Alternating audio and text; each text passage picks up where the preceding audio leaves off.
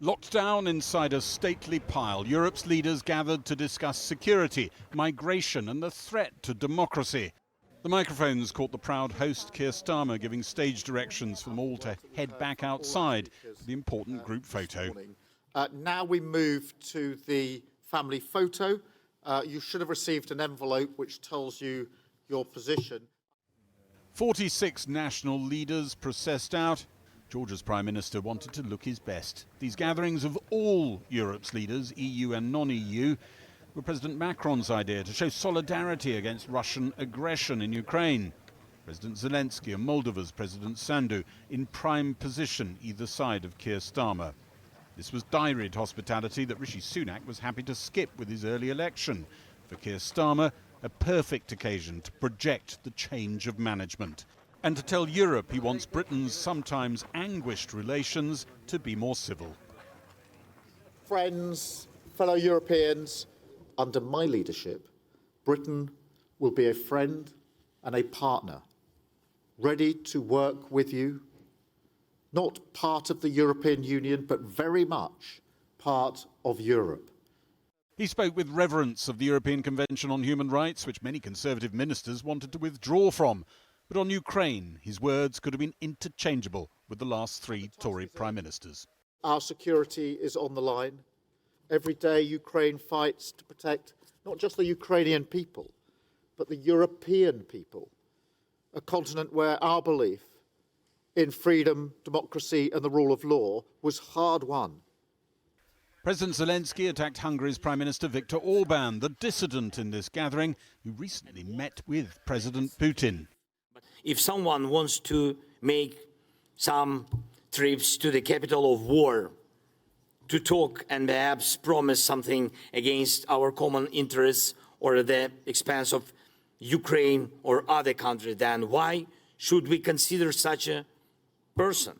The EU and NATO can also address all their issues without this one individual. President Zelenskyy wanted Viktor Orban excluded from gatherings like this, but he remained on the premises attacking other European leaders as warmongers. As a neighboring country, this is my opinion. Solution is not on the battlefield. Solution is on the negotiation table. Ceasefire, negotiation table. That's what I try to convince them. But you know it takes time. And when Viktor Orban joined Keir Starmer and others in a smaller breakout session on immigration policy, there was even some laughter as the small talk turned to who'd been in office longest, Albania's Edi Rama or Hungary's Viktor Orban. It's more you or Viktor? I think Viktor beats everybody. Viktor more in the autocratic role. More in Albania traditional with a deeper After that chat about immigration policy, the microphones picked up some agreement between the Prime Minister and Italy's far-right Prime Minister. Yes, that was very good. Yes, and I absolutely do agree with it. I mean, that's not even things that are reasonable for our citizens. These were odd conversations to have about us. Yeah, I imagine it. At his end-of-summit press conference, Keir Starmer was asked if he might just consider following Italy's approach, sending asylum seekers intercepted on boats to a third country for processing. Look, I'm a practical person, I'm a pragmatist, and I've always said we'll look at what works, and where cases can be processed closer to origin, then that is something which, of course, ought to be looked at. The King came to visit a house with even more rooms than his own. Churchill's birthplace, a connection invoked by many here as the spectre of wider warfare dominates the conversation. There was a warm greeting for President Macron, who has dinner here tonight with Keir Starmer. The Prime Minister said his hopes for a reset in relations with Europe were warmly welcomed, but the conversation about what that really could mean has barely started. Well, earlier I spoke to the Home Secretary, Yvette Cooper, from the Blenheim conference, and I asked her if the new path on illegal migration that the Prime Minister spoke about today implied that in return for sending asylum seekers back to France, the UK would take in a share from the European Union.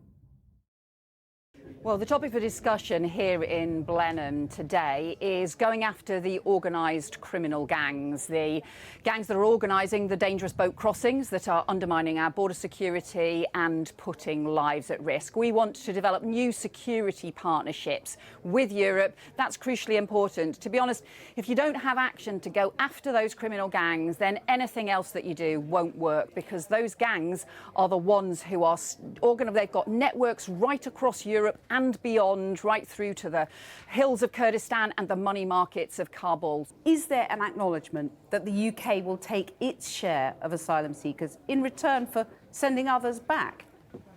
Well, I think what most people want to see is strong border security and a properly controlled and managed asylum system, so that the UK does its bit to help those who have fled persecution, but so that the rules are properly enforced and that those who have no right to be here are swiftly returned. Now, I get that, but I wonder whether doing our bit, as you put it, involves accepting, for example, child refugees who have come off the small boats but have relatives here in the UK. So we used to have the Dublin Agreement that used to provide for some returns from the UK to Europe, and also to provide for children in other European countries, unaccompanied child refugees who had family in the UK, to be able to rejoin their family rather than being exploited by people smugglers. So we've always said that that's an important issue. However, the issue today and the issue right now is not that, it is security arrangements. Yeah. That we haven't had that proper cooperation around law enforcement. We've seen a whole series of examples where we could have had stronger action to go after some of the supply lines, some of the way the boats are being shipped to the North French coast, where we need that intervention. We have already immediately increased the UK officers based in Europol to strengthen that partnership, to get the new operational task forces, have stronger UK partnership in those, and to start immediately recruiting for the UK Border Security Command. Let's look at the scale of the problem that you've inherited. More than 1,000 migrants have arrived by small boats since you took power, and that adds to an asylum backlog of nearly 120,000 as of the end of March. We will need to clear the backlog of asylum claims that we have inherited from the Conservatives, because those are costing us billions of pounds. And so how long does that take? We need to make sure that we can clear that backlog. But we will need to do so as swiftly as possible, but we also need to set up a new returns and enforcement unit. We started that immediately as well. Returns of failed asylum cases, which is just about enforcing the rules, had dropped by around 40% under the Conservatives. And just finally, I know this is a subject that you will feel strongly about. Dame Vera Baird has reported the independent inquiry into women and girls strip searched by Greater Manchester Police. Her evidence, pretty shocking. A domestic abuse victim, for example, soaked in blood because she wasn't offered sanitary products. I just wondered, having read that report, as I'm sure you have, do you have confidence in the Greater Manchester Police Chief Constable, Stephen Watson? Well, this is a deeply disturbing report, and I thank Vera Baird for doing this report, and I strongly support the commitments that Stephen Watson and the Mayor of Greater Manchester, Andy Burnham, have made to turn this around, and the work that they are already doing to improve Greater Manchester Police.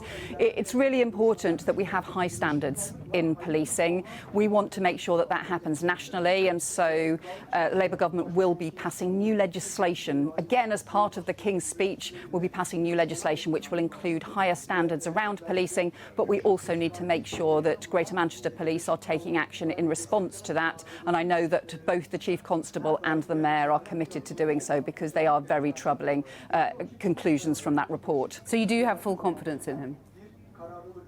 Yes, I think he's doing a good job, and I think he will continue to do so. Home Secretary, thanks very much. Thank you.